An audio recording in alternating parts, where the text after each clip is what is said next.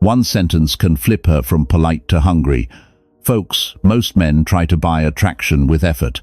They send paragraphs, they over-explain, they chase replies, plan perfect dates, throw compliments like confetti, and still end up stuck in the friend zone watching her give the heat to some guy who barely talks. My friend, it is not because he is luckier, it is because he speaks from frame. He says one line that signals scarcity standards and calm control. That line makes her nervous system wake up.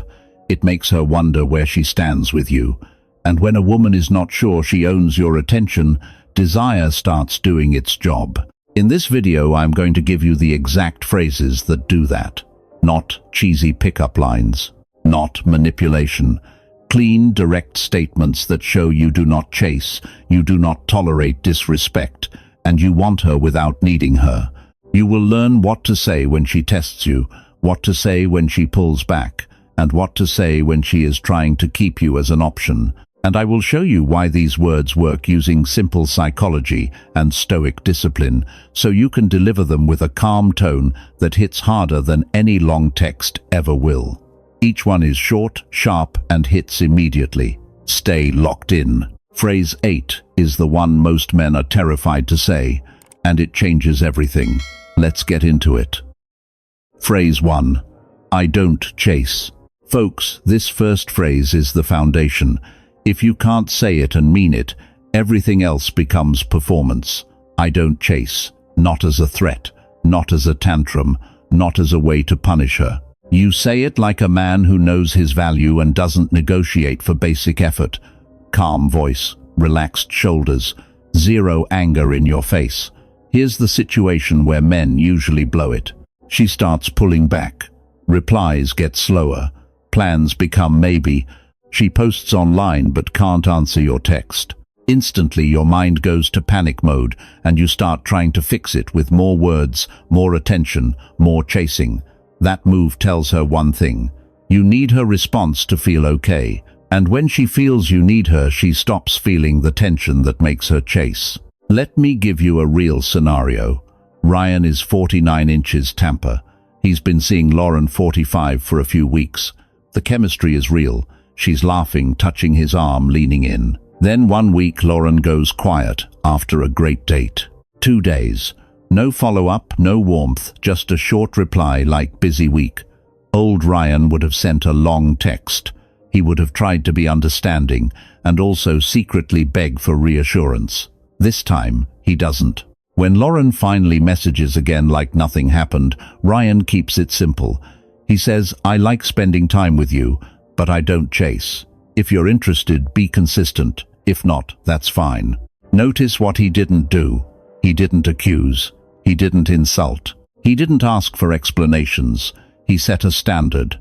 That phrase hits because it forces clarity. It removes the gray zone where she gets boyfriend attention while giving half effort.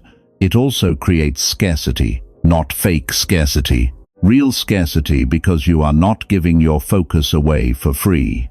And let's be honest, my friend, scarcity is attractive when it comes from self-respect. A woman can feel the difference between a man who is busy building his life and a man who is trying to act busy to trigger her. Now here's the psychological mechanism. Chasing rewards distance. Every time she pulls back and you surge forward, you teach her that pulling back gets her more from you, more texts, more compliments, more effort. So she keeps doing it.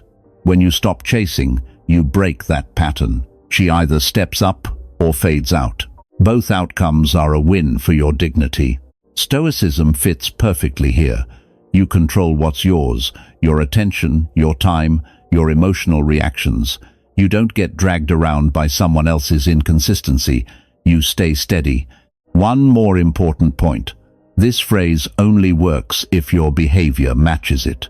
If you say I don't chase and then double text tomorrow, you just destroyed your frame. The power is in calm consistency. Say it once, then let your actions speak. If this is the line you need to live by, comment this. I don't chase anyone. Stay with me, because the next phrase is what you say when she tests you directly, and it flips the power without raising your voice. Phrase 2. That doesn't work on me. Now we move into something sharper, folks.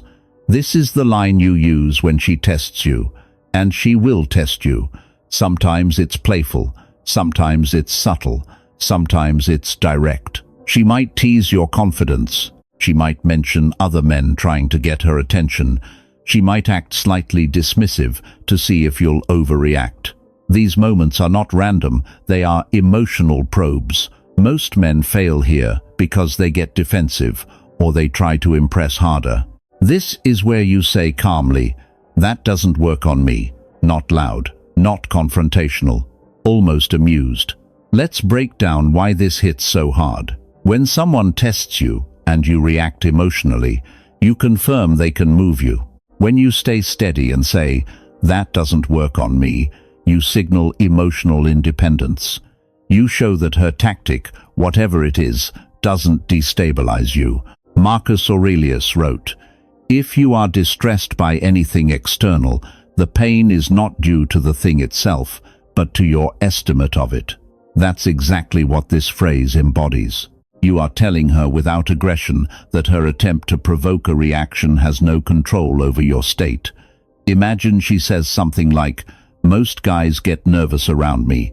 Instead of trying to prove you're different with a long explanation, you smile slightly and say, "That doesn't work on me." You hold eye contact. You don't elaborate. That restraint creates tension. Here's the psychology behind it, my friend. Attraction grows when she feels she cannot easily manipulate your emotions. If she senses that teasing makes you insecure, she will either lose respect or escalate the teasing. But if she sees that her small power moves bounce off calmly, her curiosity spikes. Why isn't he reacting? That question pulls her in. Epictetus taught that freedom is found in mastering your reactions. When you say, "That doesn't work on me," you are demonstrating mastery in real time. You are not fighting her. You are not submitting. You are standing still. And standing still is powerful. Now, tone matters more than words. If you say it with irritation, it feels defensive. If you say it with arrogance, it feels ego-driven.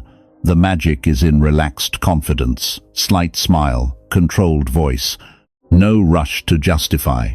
You are not attacking her behavior. You are declaring your stability. There is also a deeper layer here. When she tests you, she is often looking for strength, not aggression, not dominance. Strength. She wants to feel that you are grounded enough to handle her personality without collapsing. "That doesn't work on me" communicates exactly that. It says, "I see what you're doing. I'm not offended. I'm not threatened. And I'm not moving." Seneca wrote, "The wise man is neither raised up by prosperity nor cast down by adversity." Apply that here. Whether she praises you or teases you, your emotional baseline stays the same. That consistency builds attraction over time. If you understand that emotional control is more seductive than emotional reaction, type this below. I stay unshaken. Let's keep going, because the next phrase flips the dynamic even further when she tries to pull away and make you chase. Phrase 3. Take your time. This one is quiet, but it hits deep, folks. Take your time. You say it when she starts pulling back slightly, when she says she's not sure, when she hints that she needs space. Most men hear that and panic. They rush to secure their position. They try to convince her. They speed up instead of slowing down. That reaction communicates fear. Now flip it. Imagine she says, "I just need to think about things." Instead of pushing for clarity, you lean back, slightly relaxed, and say, "Take your time." No edge in your voice, no passive aggression, just calm certainty. Let me show you how this plays out. Darren is 50 inches Phoenix. He's been dating Nicole, 45, for a month. The chemistry is strong, but Nicole starts getting cautious. She says she doesn't want to rush into anything serious. Old Darren would have tried to reassure her endlessly. He would have explained how different he is. This time he looks at her and says, "I'm not in a rush. Take your time." Nicole feels the shift immediately. Why? Because Darren didn't chase the commitment. He didn't try to close the deal. He removed pressure. Pressure kills attraction. Space builds it. Another example. Steve, 47 inches, Atlanta, is seeing Maria, 43. After a few intense dates, Maria pulls back slightly. She says she's overwhelmed with work and doesn't know if she can prioritize dating right now. Instead of arguing, Steve says, "I get it. Take your time. I'll be here if it makes sense." Then he goes back to his routine. Gym, business, friends. Maria expected resistance. She expected persuasion. Instead, she got composure. That composure makes her question her own distance. Here's the psychology, my friend. When you give someone space without fear, you signal abundance. You communicate that your life is full and you are not waiting anxiously. That creates scarcity. And scarcity creates attraction. Marcus Aurelius wrote, "You have power over your mind, not outside events. You cannot control her pace. You can control your reaction to it." Take your time is the embodiment of that principle. It also flips the power dynamic. When you rush, you place her in control. When you slow down, you regain control of your emotional state. She feels that steadiness. But tone is everything. If you say, "Take your time," while secretly hoping she comes back fast, your body language will betray you. The power comes from genuinely being okay with either outcome. Darren didn't stalk Nicole's social media after giving space. Steve didn't double text Maria the next day. They meant what they said. And here's the deeper layer. When you remove pressure, she is free to lean back in. Desire grows best in voluntary space, not forced closeness. If you've ever felt the urge to rush and realized it weakened your position, type this below: "I move at my pace." Stay right here, because the next phrase is about wanting her without needing her, and that's where attraction turns electric. Phrase 4. I want you, not need you. This line separates desire from desperation, folks. I want you, not need you. That sentence sounds simple, but emotionally it's explosive, because most men operate from need and try to disguise it as romance. They say they can't live without her. They center their schedule around her. They treat her presence like oxygen. Need suffocates attraction. Want creates tension. Let's get clear about the difference. Need says my emotional stability depends on you choosing me. Want says I enjoy you, I desire you, but my life stands strong with or without you. When you say, I want you, not need you, you communicate passion without dependency. That combination is rare. Marcus Aurelius wrote, "Very little is needed to make a happy life. It is all within yourself." When you internalize that, your desire becomes clean. You can pursue a woman because you genuinely like her, not because you are trying to fill a void. And women feel that distinction instantly. Most men, when they feel strong attraction, escalate too quickly. They overshare. They overpromise. They talk about the future too early. They unintentionally signal that losing her would crush them. That energy feels heavy. But when you look her in the eye and say calmly, I want you, I don't need you, it shifts everything. You're not begging. You're not threatening to walk away either. You're placing desire on the table without handing over control. Here's the psychological effect. When she senses you don't need her validation, she stops feeling the pressure of being your emotional anchor. That relief allows attraction to grow naturally. She can step toward you without feeling responsible for your happiness. Epictetus taught that attachment to external outcomes creates suffering. If your identity depends on whether she stays, you will act from fear. If you are rooted in yourself, your desire becomes magnetic instead of clingy. Now understand this clearly. This phrase is not about pretending you don't care. It's about caring without losing yourself. You can compliment her. You can escalate physically. You can show affection. But you don't collapse your boundaries or abandon your mission. When you want her, you move toward her with confidence. When you need her, you chase reassurance. And women instinctively move toward confidence.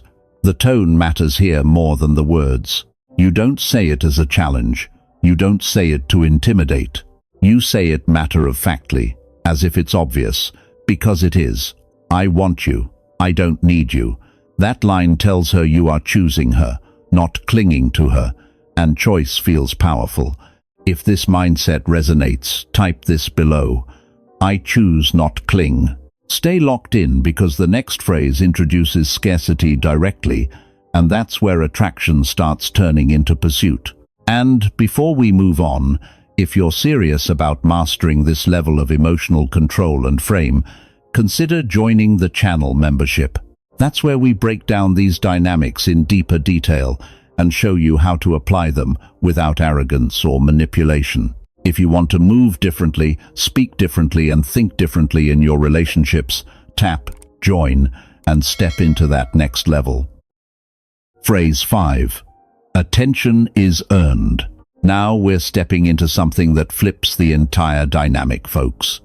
Attention is earned, not given because she's attractive, not handed out because she responded once, not offered just because she showed interest for a week. Earned. Most men do the opposite. The moment they feel attraction, they start pouring attention out like it's unlimited. Good morning texts, immediate replies, long explanations, endless validation. They reward beauty before effort. That conditions her to invest less. Let me show you what this looks like in real life. Kevin is 53 inches, Charlotte, divorced, successful, disciplined. He meets Andrea, 47, at a charity gala. Andrea is confident and used to male attention. The first few conversations are light. Kevin flirts, but he doesn't flood her with compliments. After their first date, Andrea sends a short text, "Had fun tonight." Instead of launching into a paragraph, Kevin replies warmly but briefly, "Me too. You have good energy." Then he goes quiet. Andrea sends another message the next day, asking about his week. Now Kevin opens up more. He matches her effort. He rewards investment, not appearance. Andrea starts texting more consistently. Why? Because she feels she has to show up to get access. Another scenario. Marcus is 48 inches, Seattle. He's been talking to Danielle, 44. Danielle is attractive and used to men competing for her time. She occasionally takes hours to respond. Marcus doesn't complain. He simply mirrors energy. When she sends short replies, he keeps his messages concise. When she engages deeply, he responds deeply. At one point, Danielle says jokingly, "You're hard to read." Marcus smiles and says, "I give attention where it's earned." That line lands. Here's the psychology, my friend. What gets rewarded gets repeated. If you reward minimal effort with maximum attention, she learns that she doesn't need to invest. If you reward consistency, curiosity, and respect with your focus, she rises to that level. Scarcity creates value. Marcus Aurelius wrote, "The things you think about determine the quality of your mind." If your attention is constantly fixated on her, you lower your own standard. When you guard your attention, you elevate it. Attention is time. Attention is energy. Attention is status. When you treat it as valuable, she does too. Now, this doesn't mean you become cold. It means you become selective. You respond to thoughtful messages.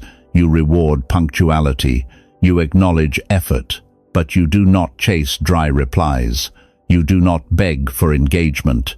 You do not compete for scraps. Kevin didn't ignore Andrea. He paced her. Marcus didn't punish Danielle. He balanced her. That balance builds tension.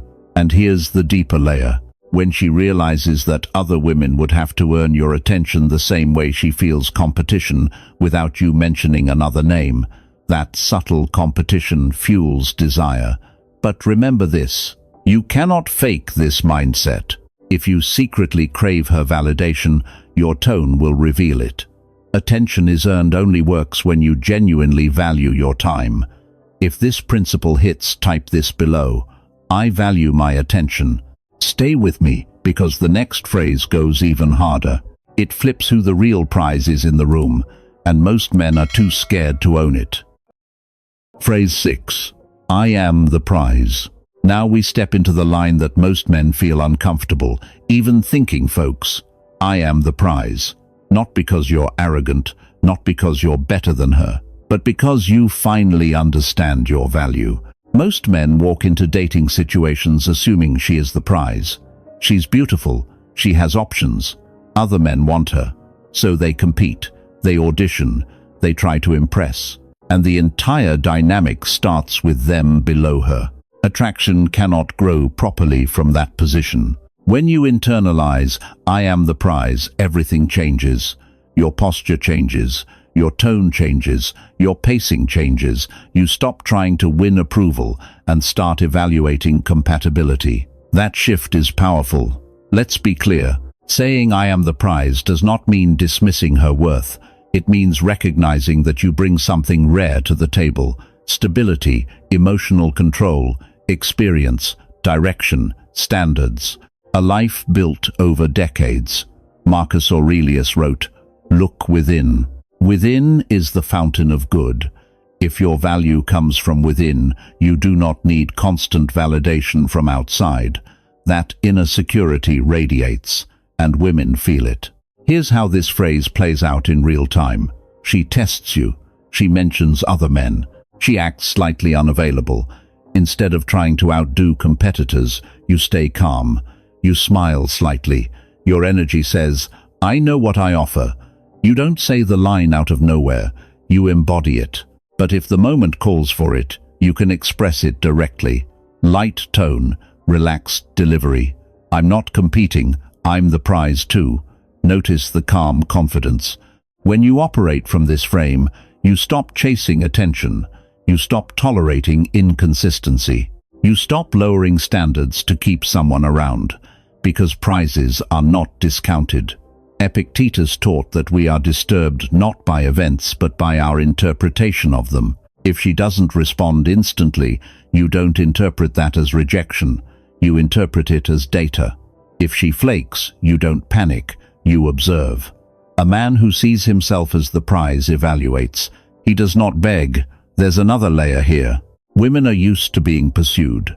When a man subtly communicates that he is selective, not desperate, her instinct shifts.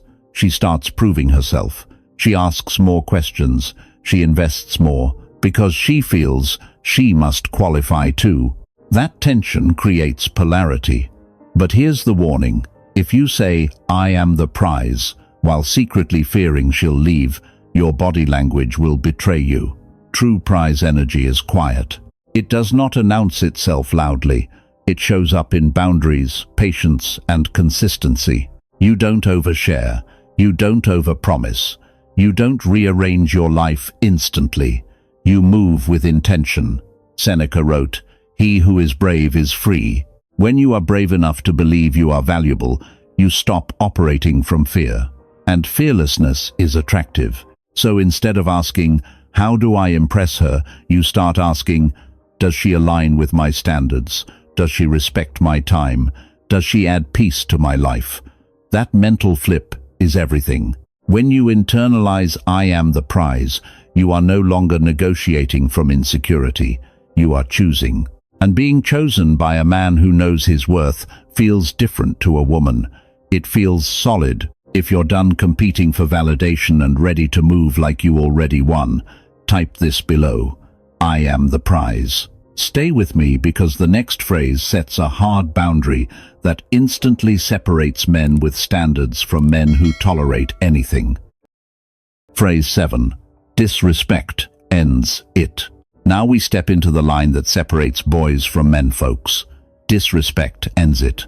No debate, no second round, no emotional speech, just a boundary. Let's be honest for a second. A lot of men tolerate small disrespect because they're afraid of losing the woman. She cancels last minute without apology. She makes sarcastic comments in front of others. She compares you to an ex. She jokes about other men to trigger jealousy. And instead of checking it, you laugh it off. Every time you do that, you lower your own value. Attraction cannot survive where respect is weak. Let me give you a real scenario. Anthony is 52 inches, New Jersey. He's been seeing Carla, 46, for a few weeks. The chemistry is strong.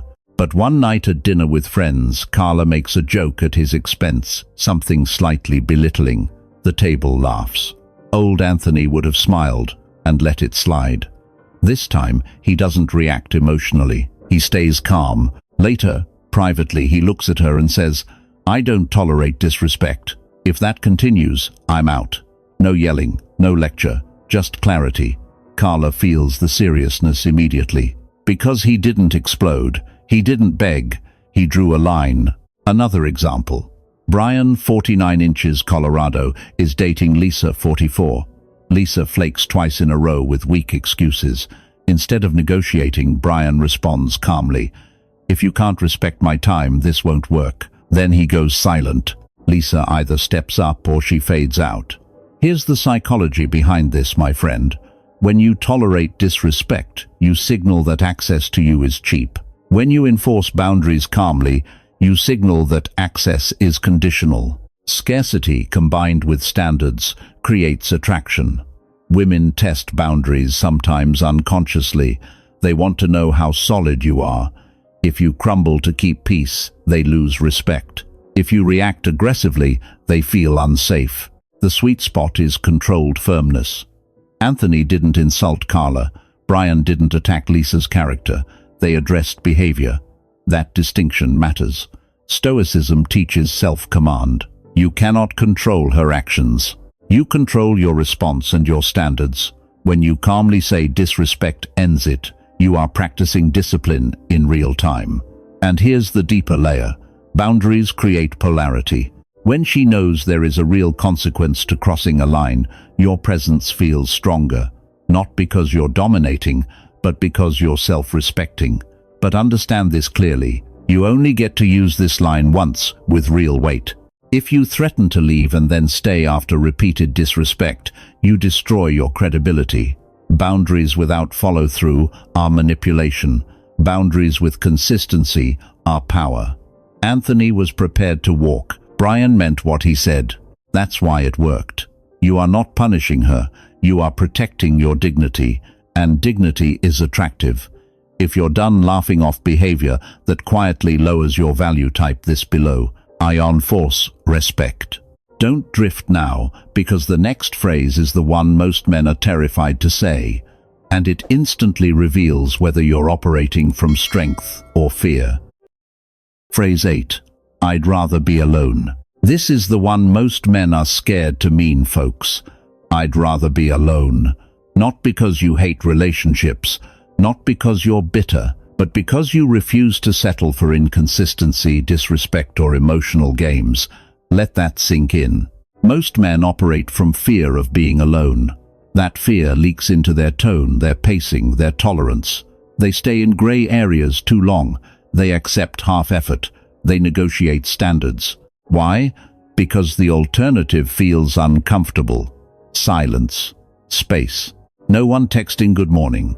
But when you truly internalize, I'd rather be alone than poorly treated, your energy shifts completely. You stop clinging. You stop over-explaining. You stop tolerating behavior that quietly drains you. Epictetus said, "No man is free who is not master of himself." If you are terrified of being alone, you are not free. You are emotionally dependent. And dependency kills attraction.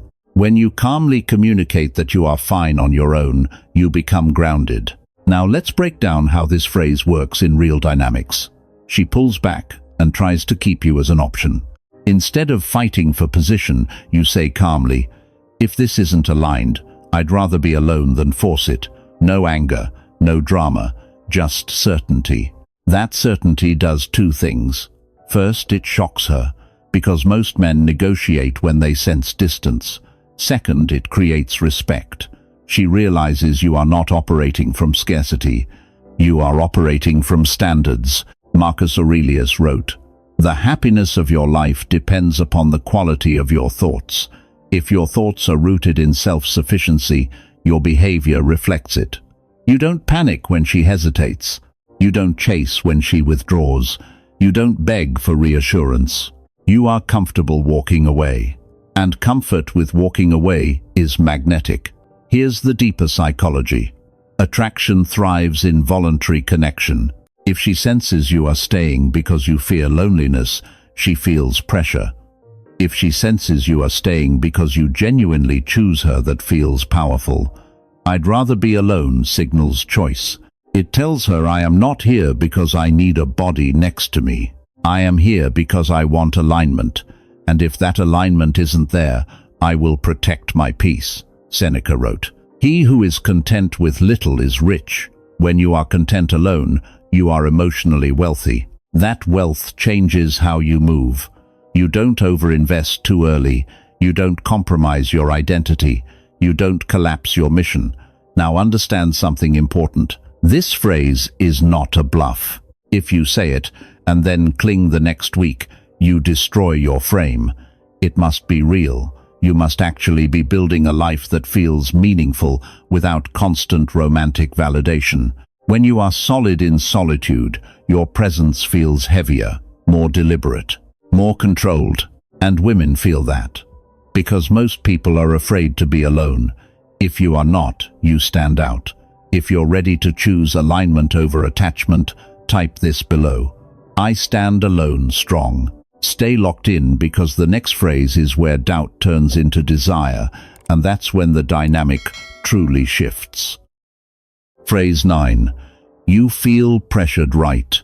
Now we move into something subtle but extremely powerful, folks. You feel pressured, right? This is not an accusation. It's not defensive. It's a calm observation, and it flips the emotional dynamic instantly. Here's the situation where this line matters most. She starts acting distant. Her tone changes. She becomes slightly tense. Conversations feel heavier. Most men respond by pushing harder. They try to fix it. They try to clarify. They try to lock things down. Pressure increases. Instead, you pause. You look at her calmly and say, "You feel pressured, right? Let me show you how this plays out." Greg is 51 inches, San Diego. He's been seeing Hannah, 46, for about a month. Things moved quickly at first. Strong chemistry, intense dates. Then, suddenly, Hannah starts pulling back. Shorter replies. Slight hesitation about future plans. Old Greg would have tried to reassure her endlessly. This time, he meets her for coffee, senses the tension, and instead of defending himself, he says calmly, "You feel pressured, right?" Hannah exhales, because he just named what she was feeling without attacking her. Now the dynamic shifts. Instead of him chasing reassurance, she starts explaining. She says work has been overwhelming. She says she's afraid of moving too fast. The emotional energy moves from defensive to open. That one line created space. Another example. David is 48 inches, Chicago. He's dating Laura, 44. Laura starts acting slightly irritable, making comments about things moving too quickly. Instead of arguing or proving he's not pushing, David says quietly, "It sounds like you're feeling pressured." Laura softens. Because when someone feels pressure and you acknowledge it calmly, you remove it. Here's the psychology, my friend. When a woman feels overwhelmed, her instinct is to create distance. If you respond by increasing pursuit, you confirm her fear. But if you calmly label the emotion, you show emotional intelligence. You are not reacting, you are observing. That observation creates safety. Marcus Aurelius wrote, "If someone can prove me wrong and show me my mistake, I will gladly change." The Stoic approach is humility and clarity, not ego defense. By saying, "You feel pressured, right?" you are showing that you care more about alignment than control. And that is attractive. There's another layer here. This phrase shifts the frame from you chasing to you leading emotionally.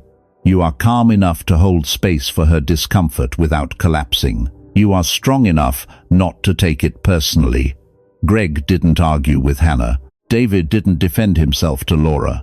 They stayed grounded and let the woman speak. That grounded presence builds trust, and trust deepens attraction far more than aggressive pursuit ever will. But tone matters again. You don't say it with sarcasm. You don't say it to corner her. You say it gently, curious, not accusatory. because the goal is not to win. The goal is to reset emotional tension. When she feels understood instead of pushed, she relaxes. And when she relaxes, desire has room to return. If you understand that calm awareness beats emotional reaction, type this below: I lead with calm. Stay right here, because the final phrase ties everything together. And it's the one that makes your position unshakable, with or without her. Phrase 10. With or without you. This is the final frame, folks. And it's the one that makes every other phrase real. With or without you. Not said as a threat, not said to provoke fear, said as a declaration of independence. Because here's the truth most men avoid. If your happiness depends on her staying, she feels that weight.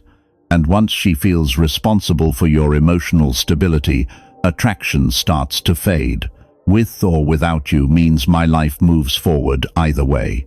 Let's break this down differently from the others. This phrase is not about reacting to her behavior.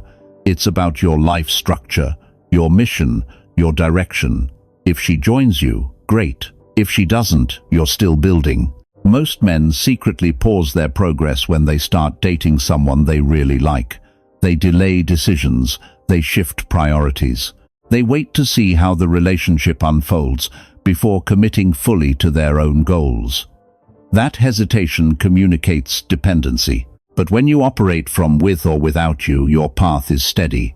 You train, you work, you build, you connect with friends, you pursue purpose. She becomes an addition, not the center. Marcus Aurelius wrote, "Waste no more time arguing about what a good man should be one." That's the energy behind this phrase. You are not performing for her approval. You are living according to your own standard. Imagine she senses you are deeply attracted but not attached. You enjoy her presence, but your routines remain intact.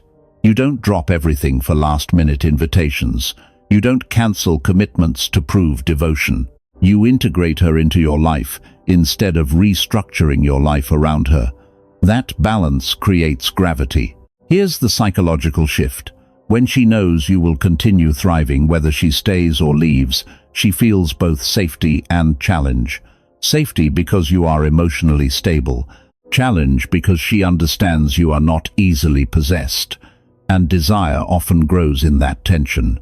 Epictetus said, "Some things are up to us, and some things are not. Whether she chooses you is not fully in your control. Whether you stay disciplined and aligned with your purpose is entirely in your control." With or without you embodies that philosophy. It tells her, I choose you, but I do not rely on you to complete me. Now understand something critical. This phrase only works if your life actually reflects it. If you claim independence but constantly monitor her behavior, your energy will contradict your words. Real detachment is quiet. It doesn't announce itself loudly. It simply moves forward. And here's the deeper layer. When a woman senses that losing you would not break you, she begins to value your presence more, not because you threaten to leave, but because she sees you are self-contained. Self-contained men are rare. Most men operate from fear of abandonment. A man who operates from purpose is different. His time is structured. His standards are clear. His emotional baseline is steady. With or without you is not cold. It's grounded. It's the final evolution of all the previous phrases. You don't chase. You don't react to tests. You allow space. You want but don't need. You guard your attention. You know your value. You enforce respect. You are comfortable alone. You lead calmly. And through it all, your life keeps moving. That consistency is what makes attraction sustainable instead of dramatic. If she joins you, she steps into something solid. If she doesn't, you're still solid. That's power. All right, folks. Today we broke down 10 phrases that completely shift the dynamic between you and a woman. Not cheesy pickup lines, not manipulation.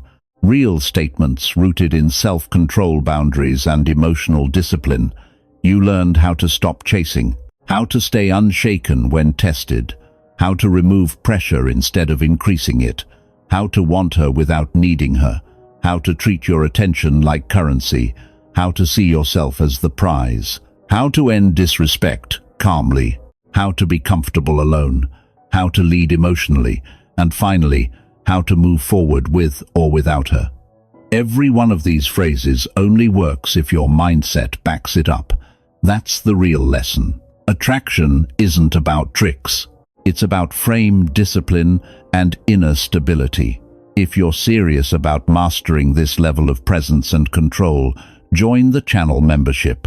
That's where we go deeper into applied psychology, Stoic principles, and real-world strategy for men who want to move differently. And if this video sharpened your perspective, make sure you subscribe. This channel is for men who refuse to operate from fear. Thank you for watching, my friend. I'll see you tomorrow.